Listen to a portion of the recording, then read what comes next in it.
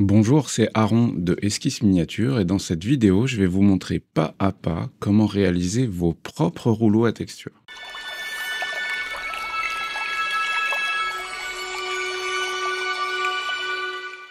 Quand je parle de rouleau à texture, je parle de ce genre de rouleau à texture qui fonctionne donc avec une petite poignée. En l'occurrence, si vous regardez cette vidéo, il y a de fortes chances pour que vous ayez vu qu'actuellement il y a un projet de financement où vous pouvez télécharger une collection d'un peu plus de 100 modèles avec les poignées, avec des cutters, etc. Qui sont directement sur My Mini Factory. Ça vous permettra de gagner du temps, d'avoir une énorme collection de rouleaux à texture différents pour pas très cher. Et sachez quand même que financer ce genre de projet, c'est aussi financer ce genre de vidéo.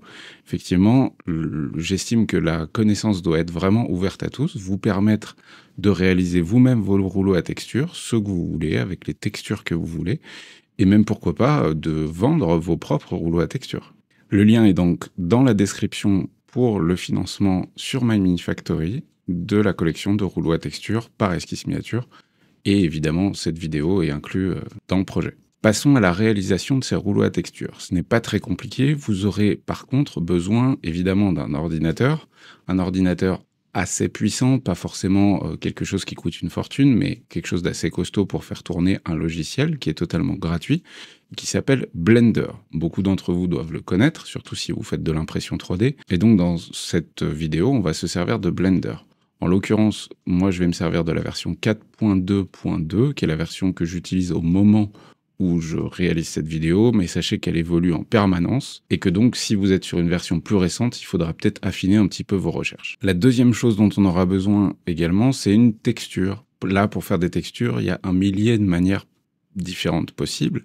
La première et la plus originale, c'est celle de prendre votre appareil photo ou votre smartphone en mode photo et d'aller faire des photos de textures qui vous plaisent dans la vie.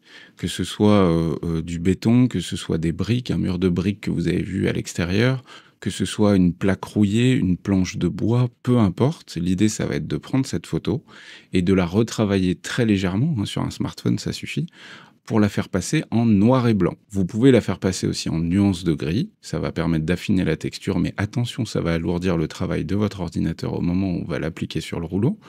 Le top, c'est vraiment une photo en noir et blanc pour faire en tout cas quelque chose de simple au départ. Donc, une texture, au moins une, et Blender. Donc, nous allons maintenant passer sur Blender, qui est donc ici par défaut. Vous voyez, je viens de le lancer, il n'y a absolument rien de lancé dessus. On va cliquer pour faire disparaître cette petite image, et par défaut, il y a un cube, une caméra et un point. On va simplement les sélectionner. Donc, pour tout sélectionner, on peut faire aussi A, hein, et on va les supprimer en appuyant sur la touche Supprime. Étape 1, créer le cylindre. Avec le raccourci Shift A, vous allez faire apparaître ce sous-menu. Vous allez aller dans Mesh, qui est donc un objet, et vous allez sélectionner cylindre. Votre cylindre apparaît ici, et en bas à gauche, vous allez pouvoir modifier ses propriétés. La première chose qu'on va faire, c'est qu'on va enlever les caps. Les caps, c'est donc les parties supérieures qui viennent fermer le cylindre. On va simplement les supprimer puisqu'on n'en a pas besoin pour réaliser un rouleau à texture. Nous, ce qui nous intéresse, c'est la surface extérieure, ce sur quoi on va venir appliquer une image. La deuxième chose, c'est qu'on va pouvoir le modifier aussi un petit peu en hauteur. Là, notre cylindre, il n'est pas très grand, donc on va cliquer sur la depth, donc la hauteur, et on va le passer par exemple à 10. Vous avez votre cylindre qui est là, vous pouvez passer en mode Move pour déplacer votre cylindre afin qu'il ne soit pas au milieu de la grille. C'est juste sur le plan visuel, ce sera plus agréable. Actuellement, on était en Object Mode pour créer donc un objet. Maintenant, le travail va consister à augmenter un petit peu la définition de ce cylindre. En cliquant dans le vide, on va le désélectionner. En appuyant sur la touche A, on sélectionne l'intégralité de la scène. On va donc sélectionner notre objet en appuyant sur A et on va passer en Edit Mode. Pour passer en Edit Mode très rapidement, vous pouvez aussi appuyer sur la touche Tabulation de votre clavier. On constate que le cylindre est quand même très très simple en termes de maillage. D'ailleurs, en faisant Shift Z, on peut voir uniquement le maillage et on se rend compte que c'est un objet vraiment très simple. Donc on va devoir augmenter un petit peu sa définition dans un premier temps. Première chose à faire en Edit Mode, c'est de cliquer droit et de faire Subdivide en ayant pression de sélectionner notre objet. Et ici, on va augmenter le nombre d'augmentations de subdivision. On va le passer par exemple à 12. On se rend compte donc maintenant que le maillage est bien plus important sur notre cylindre et quand on se place sur la partie supérieure, ça ressemble un peu plus à un cercle qu'au départ. Pour le moment, on n'a pas besoin d'augmenter plus que ça la subdivision. Et attention, si vous allez trop haut, vous allez faire ramer votre ordinateur. Actuellement, notre objet, il est totalement plat. Il n'a aucune épaisseur. Ce n'est rien de plus qu'une ligne extérieure. On va devoir donc maintenant lui donner une épaisseur. Pour ça, c'est extrêmement simple. On reste dans le Edit Mode, on va sélectionner l'intégralité de l'objet, et c'est le premier modifieur qu'on va venir ajouter à notre objet. On va donc aller cliquer sur la petite molette à droite modifieur, et on va Add modifier, donc ajouter un modifieur, une modification. Une fois qu'on est là, on va aller dans Generate, et on va cliquer sur Solidify. Donc en fait, on va venir solidifier notre objet pour lui donner une existence physique. On se rend compte à ce moment-là que déjà par défaut, vous voyez, je suis en thickness, donc en épaisseur, je suis à 0.0.1. Notre objet, il a pris de l'épaisseur. On va l'augmenter un petit peu et on va le passer par exemple, vous voyez, à chaque fois que je clique pour augmenter, on va augmenter tout simplement l'épaisseur de l'objet. Moi, je vais le passer à 0.3 d'épaisseur. Et donc là, on a un cylindre qui a bel et bien une épaisseur globale. Tant qu'à faire maintenant, pour se simplifier un petit peu la tâche, on va également aller dans Data, juste ici, pour créer un vertex group. Un vertex group, c'est une sélection de certaines facettes de l'objet qu'on va regrouper ensemble, juste dans un souci pratique, pour pouvoir les sélectionner et les désélectionner quand on en a envie, ou leur attribuer quelque chose. Là, en l'occurrence, c'est très simple. Donc, dans Data, Vertex Group, on va cliquer sur le petit bouton plus. On a un groupe qui est ici, qu'on va donc assigner. Et vous constatez que quand je fais Deselect, ça me désélecte mon Vertex Group, et quand je fais Select, ça le sélectionne. Au moins, on l'a créé, et il est fait. N'oubliez pas que notre objectif, c'est de réaliser un rouleau à texture, et donc pour ça, on a besoin d'une texture. On va aller dans le menu Texture de Blender, et on va cliquer sur New, pour ajouter une texture à l'objet. Ensuite, vous avez un certain nombre de paramètres, donc vous n'avez pas besoin de toucher. On va simplement cliquer sur Open. Là, une fenêtre va s'ouvrir. On va aller chercher l'image de la texture qu'on a choisie pour faire notre rouleau. Donc là, moi, c'est sur un autre écran, mais vous avez une fenêtre arborescente qui s'affiche, qui vous permet d'aller chercher sur votre ordinateur l'endroit où vous avez enregistré l'image. Vous allez ensuite double-cliquer sur l'image en question, et elle va apparaître juste ici. On se rend compte que j'ai pris soin de la mettre en noir et blanc. Notre texture est importée, on a augmenté un petit peu la subdivision globale de l'objet, mais ça ne va pas suffire. Très clairement, si ce genre de dessin vient s'appliquer sur quelque chose avec cette définition-là, ce ne sera pas suffisant, ça va être trop moche. Donc toujours dans le menu Edit Mode, on va venir appliquer d'autres modifications topologiques à l'objet. La première chose qu'on va faire, c'est subdiviser encore l'objet sur sa surface. On va donc faire Add Modifier et on va aller sur Subdivision Surface. De là, d'ailleurs, à ce moment-là, on se rend compte qu'il a commencé à arrondir l'objet, puisqu'en fait, il rajoute des facettes, en tout cas pour le moment, de manière assez simple. On a bien ajouté ce modèle-là, et pour le moment, on ne va rien toucher à ça. On va ajouter un nouveau modifieur qui est le Displace Mode, qui va nous permettre de dire à Blender, la texture, tu vas la prendre et tu vas l'appliquer sur ma sélection. Donc, Add Modifier, Deform, et on va aller sur Displace.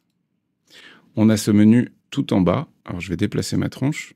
On a ce menu Displace en bas à droite qui apparaît.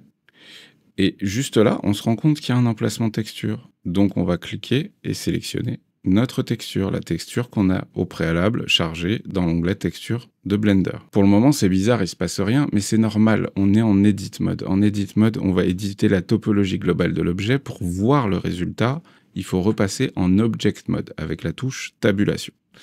Là, on se rend compte que c'est quand même particulièrement moche. La première chose qu'on va devoir faire dans le Displace Mode, c'est les coordonnées globales, c'est pas du local, c'est de l'UV. Pourquoi? Parce qu'on a une image au départ. Et cette image, on veut l'appliquer. Là, on se rend compte que ça commence à ressembler à quelque chose. Mais très clairement, c'est encore pas exploitable. On va donc pouvoir affiner la force de l'objet et la quantité de subdivision globale. Et c'est vraiment là le secret de toute cette facilité de réalisation de rouleau à texture. C'est que déjà, on va diminuer un petit peu la force parce qu'on se rend compte que c'est bien trop fort. Voilà. Et surtout, là, nos pavés, ils sont pas beaux. Donc, c'est ici, dans le Subdivision Mode, vous avez le Level Viewport, et lui, vous allez pouvoir l'augmenter. Attention à ne pas aller trop haut. Vous risquez de faire planter votre ordinateur. Normalement, entre 3 et 6, ça suffit et votre ordinateur devrait tenir le coup. Et on se rend compte qu'en augmentant étape par étape, on va voir apparaître notre texture sur le cylindre. Vous voyez, là, je suis à 4 et c'est déjà quand même clairement pas mal. Si on veut une encore meilleure définition, on va passer à 5. Et là, on se rend compte que l'ordinateur, vous allez voir, il va commencer à faire un petit peu la. On a une définition qui est quand même plutôt cool. On a une force à 0,3, ça veut dire que ça va creuser les pavés de manière assez importante. On pourrait le baisser un petit peu à 0,2 par exemple. Là, on pourrait presque se dire mon rouleau à texture, il est prêt, mais en l'occurrence, ça va pas fonctionner parce qu'il ne faut pas oublier que là, on est en train de faire un négatif ou un positif, ça dépend comment on voit les choses, et que là, quand je vais appliquer mon rouleau à texture sur de la pâte à modeler, par exemple, en fait, les pavés, ils vont être creusés. Et le cylindre au centre, il va être en relief. C'est exactement l'inverse que je veux. Et pour ça, c'est extrêmement simple. C'est dans le strange, la force de l'objet. On est en 0,2. Donc on est en positif. On est sur des chiffres positifs. On est au-dessus de 0. Pour pouvoir le mettre en négatif, on va simplement y ajouter un moins devant. Donc on va cliquer sur ça. 0,2, on va le passer en moins 0,2. Et on appuie sur Entrée. Attention, c'est un point du pavé numérique et pas une virgule. J'ai donc passé ça en négatif et on se rend compte que mon rouleau à texture, il est quasi terminé puisque on aura bien les pavés en relief et les creux qui seront donc creusés entre chaque pierre. Et notre rouleau à texture est quasiment terminé puisqu'en fait on a la majorité des choses qui nous intéressent, à savoir la texture qu'on a réussi à appliquer sur un cylindre de manière positive ou négative. C'est vraiment quelque chose de très simple à réaliser. Pour la suite des choses à faire pour faire votre propre rouleau à texture, c'est pas trop le sujet de cette vidéo. Sachez que c'est pas très compliqué. Il va simplement falloir ajouter un autre cylindre à l'intérieur dans le but d'extruder un trou si jamais vous voulez utiliser par exemple la poignée, nettoyer les bords, tout ce genre de choses. Si vous touchez un tout petit peu sur Blender, ça devrait vraiment pas poser de problème. Là, moi, ce que je voulais surtout vous exposer, c'était comment appliquer une texture à un cylindre. On l'a fait sur un cylindre, mais du coup, partez du principe que c'est possible sur n'importe quoi. J'espère que cette vidéo vous a plu, que vous aurez appris au moins un petit truc pour faire vos propres rouleaux à texture. Moi, j'en profite pour vous montrer le petit présentoir esquisse miniature avec les différents rouleaux à texture. Des présentoirs comme ça, si vous voulez imprimer la collection complète, il en faudra au moins 5, parce qu'il y a vraiment plein de rouleaux avec plein de textures différentes. Des petits endroits pour mettre les poignées, etc. Et ça peut vous permettre de réaliser vos décors pour la miniature, pour le maquettisme, pour n'importe quoi, peut-être même pour la cuisine, parce que si c'est imprimé en PLA, pas en résine, attention, en PLA, c'est un produit non toxique, donc vous pouvez l'utiliser même sur de la pâte à pain ou peu importe ce que c'est.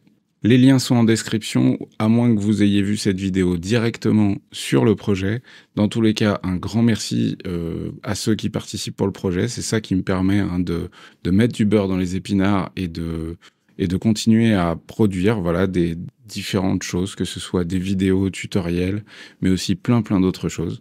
Je vous souhaite bonne peinture, bon jeu, bon sculpte 3D, bonne conception 3D, bonne impression 3D aussi. Et on se retrouve très vite pour des nouvelles vidéos. Ciao!